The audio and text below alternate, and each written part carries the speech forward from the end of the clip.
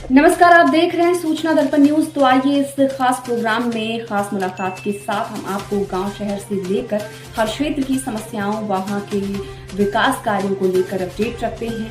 तो चलिए आज हम आपको रूबरू कराते हैं खास खबर से। सूचना दर्पण न्यूज से किशन सोलंकी। हम अभी पहुंचे हैं ग्राम पंचायत खचवाड़ा के जो वर्तमान सरपंच है श्रीमती रोशनी देवी जी, और उनके जो प्रतिनिधि है बंसीलाल जी बेनीवाल, वो भी हमारे साथ है, और साथ में पंचायत समिति सदस्य भी है यहाँ से। तो आइए मिलते हैं इनसे और जानकारी लेंगे ग्राम पंचायत के मुद्दों की, जैसे विकास की जैसे पेयजल है, शिक्षा है, रोडें हैं, इन मुद्दों की जानकारी लेंगे और इनके इस कार्यकाल के अंदर क्या क्या विकास हुआ है धरातल पे और किन किन मुसीबतों का सामना करना पड़ा है। आइए मिलते हैं बंसीलाल जी। सरपंच साहब नमस्कार। नमस्कार जी। सरपंच साहब, सबसे पहले तो आप अपना एक राजनीतिक परिचय बताइए कि राजनीति में कब से इंटरेस्टेड है? हम 1995 से जी। मेरी माता जी ने ब्लॉक का चुनाव लड़ा था। बिल्कुल। तो इससे पहले भी कोई चुनाव लड़ा आपने? हाँ, इससे पहले रोशनी देवी पंचायत समिति सदस्य थी 2010 में। जी। उसके बाद फिर आप पंचायत समिति सदस्य आ गए? हाँ, अब की बार में पंचायत समिति सदस्य और रोशनी देवी सरपंच। जी जी, बहुत ही अच्छा। तो सरपंच साहब, आप एक युवा हैं, पढ़े लिखे हैं और एजुकेटेड फैमिली से हैं, तो बात करते हैं अपना सबसे पहले एक शिक्षा की। शिक्षा एक बहुत ही बड़ा जीवन का महत्व है आज के युग में। तो अपनी ग्राम पंचायत में शिक्षा का स्तर कैसा आपके सरपंच बनने के बाद में और डायरेक्टर बनने के बाद? शिक्षा का बहुत बढ़िया है। पहले भी ठीक था, अब और सुधार हुआ है स्कूल के अंदर। खूब बढ़िया सुधार है। बिल्कुल। तो आपने सरपंच बनने के बाद में कभी निरीक्षण किया विद्यालयों का, कोई जैसे स्टाफ की कमी हो या किसी कोई मान लो कक्ष की कमी हो, ऐसी कुछ नजर आई आप? नहीं, कुछ कमी थी।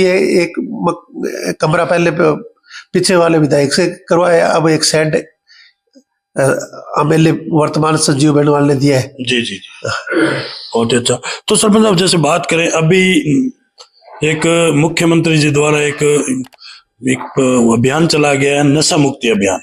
उसके तहत हम आपसे जानकारी लेंगे कि ग्राम पंचायत, अपनी जो ग्राम पंचायत है, इसके अंदर नशे की प्रवृत्ति कैसी, क्योंकि हमने और भी आपके जो साथी हैं उनसे मिले हैं, जनप्रतिनिधियों से, कई ग्राम पंचायतों में देखा है कि नशे से कई घर बेघर होते जा रहे हैं और बहुत बुरी तरह कई पंचायतों में नशे की लत चल रही है।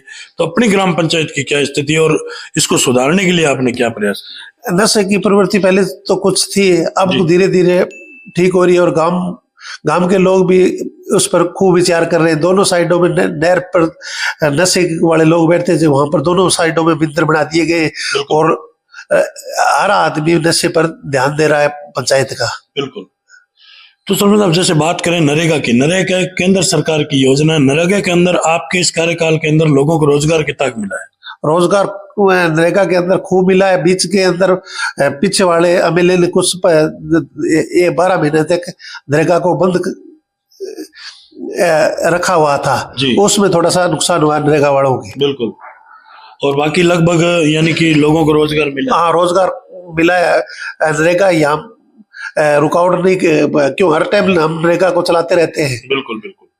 तो सरपंच साहब, जैसे बात करें नरेगा की, नरेगा एक केंद्र सरकार की योजना, उसके अंदर जैसे 60-40 का रेशा है पक्के और कच्चे वर्ग का। उसके अंदर क्योंकि हम आपके और भी साथी जनप्रतिनिधि उनसे मिले हैं कि उनका ये सुझाव है कि जो आज नरेगा के अंदर पक्के वर्ग का जो माल मटेरियल का बजट है वो समय पर नहीं आने के कारण ग्राम पंचायतों में जो विकास की गति है वो बिल्कुल ठप पड़ी और बिल्कुल धीमी है। इस पे आपकी क्या राय है? नरेगा के पैसे हमने भी 2 करोड़ का काम किया, उसमें से अभी तक 100 करोड़ रुपए बाकी पड़े अभी। बिल्कुल। नरेगा के जो पैसा है वो बहुत धीमी गति से आ रहा है, इसलिए हर सरपंच नरेगा में काम करवाना नहीं चाहता है। बिल्कुल बिल्कुल। इसलिए अगर जैसे बात करें नरेगा के बजट की, तो जो अगर माल मटेरियल का बजट है वो समय पे, अगर सरकार उसको समय समय पे देती रहे, ग्राम पंचायतों में डालती रहे, तो क्या विकास में बढ़ोतरी होगी या नहीं? विकास में तो 2 गुना बढ़ोतरी होगी। अगर सही समय पर नरेगा का पैसा अगर पंचायतों में आता रहे तो अब हमारे गांव में खाड़ों का निर्माण है। हमने 24 मरबों की, मतलब 6 बोरियों के नीचे 4-4 मरबों की एनओसी ली हुई है, लेकिन नरेगा के पैसे न आने के कारण उनको काम दोबारा करवा नहीं रहे। बिल्कुल बिल्कुल। बजट के अभाव से वो आज काम ठप पड़ा। हाँ, ठप पड़ा है। बिल्कुल। तो समझ आप, जैसे अभी आपने सरपंच संघ की बात करें राजस्थान पूरे की, तो अभी आपके जो धरना प्रदर्शन कर रहे हैं आला कमान जो वहाँ जयपुर में, और अभी आगे 20 तारीख 22 तारीख का भी बोला है फैसले का, तो जैसे चुनाव की मांग कर रहे हैं, जैसे अभी कार्यकाल को बढ़ाने की और बजट की, तो इस पे आपकी क्या राय है? इसके अंदर अगर सरपंचों को दोबारा पावर दिया जाता है तो उसमें बढ़िया है प्रशासन, क्योंकि जो कोरोना काल के अंदर नुकसान हुआ है विकास का, वो नुकसान नहीं होगा और विकास आगे बढ़ता रहेगा। बिल्कुल बिल्कुल, बहुत ही अच्छा। जैसे अभी सरपंच साहब ने बताया कि जो कार्यकाल है उसको अगर सरपंचों को हैंड ओवर किया जाए और आगे बढ़ावा दिया जाए कार्यकाल को, तो जो नरेगा के अंदर जो विकास बिल्कुल ठप हुआ था और काम नहीं करवा पाए, ग्राम पंचायतों में बिल्कुल विकास की गति बिल्कुल ठप पड़ी थी, वो उसकी कमियां यहाँ आगे पूरी कर सकते हैं और विकास भी होगा ग्राम पंचायतों। तो जैसे सरपंच साहब बात करें अपन इस मान लो अपने देश की, तो देश के अंदर माननीय मोदी जी प्रधानमंत्री रेगुलर रिपीट होते आ रहे हैं, उनका एक सपना था कि देश को भ्रष्टाचार मुक्त बनाना है। तो आपको क्या लग रहा है, भ्रष्टाचार खत्म हो रहा है या बढ़ रहा है? ना, भ्रष्टाचार तो खत्म हो रहा है, धीरे धीरे कुछ कम हो रहा है। क्यों? पैसे पहले तो खातों में नहीं आते थे, उसमें भ्रष्टाचार, नरेगा में भ्रष्टाचार खूब था। अब हर आदमी के अपने खाते में पैसा आ रहा है, उससे भ्रष्टाचार में तो कमी आई है। बिल्कुल, बहुत अच्छा कि भ्रष्टाचार ऑनलाइन के माध्यम से आज भ्रष्टाचार में कुछ कमियां हैं, क्योंकि आज कुछ फायदे हैं लोगों को। आज जो आज पेंशनधारी थे जिनको आज सीधा उनके डायरेक्ट खाते में पैसा आ रहा है, तो कुछ न कुछ उनके अंदर फायदा है। तो जैसे बात करें सरपंच साहब, अभी आगे 2025 नव वर्ष आ रहा है, तो आप अपने क्षेत्रवासियों को और जनता को क्या संदेश देना चाहेंगे? जनता को यही संदेश देना चाहते हैं, एक तो नशे से दूर रहे और शिक्षा पर ज्यादा ध्यान दें। बिल्कुल, बहुत ही अच्छा कि नशे के प्रकोप से बचें, यही मानना है इनका।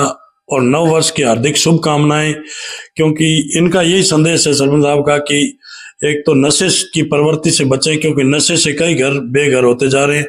और बात करें इस क्षेत्र की, तो ये जैसे हनुमानगढ़ जिला है, गंगानगर है, सीमावर्ती इलाके, हरियाणा और पंजाब का बॉर्डर भी नजदीक है, इसलिए सभी से यही अनुरोध है कि नशे की लत से बचें और जीवन को सफल बनाएं। बहुत ही अच्छा। तो ये थी हमारी खास मुलाकात जो खचवाड़ा के सरपंच है, प्रतिनिधि है बंसीलाल जी बेनीवाल, उनसे सूचना दर्पण न्यूज के अंदर जो इन्होंने हमें समय दिया, इसके लिए बहुत बहुत धन्यवाद साहब। धन्यवाद आपको, चैनल को भी धन्यवाद। तक के लिए इतना ही। हम आपको गांव शहर से लेकर हर क्षेत्र की समस्याओं और वहां के विकास कार्यों को लेकर रखेंगे अपडेट। तो देखते रहिए सूचना दर्पण न्यूज और हमारी वीडियोस को लाइक, शेयर व चैनल को सब्सक्राइब जरूर करें।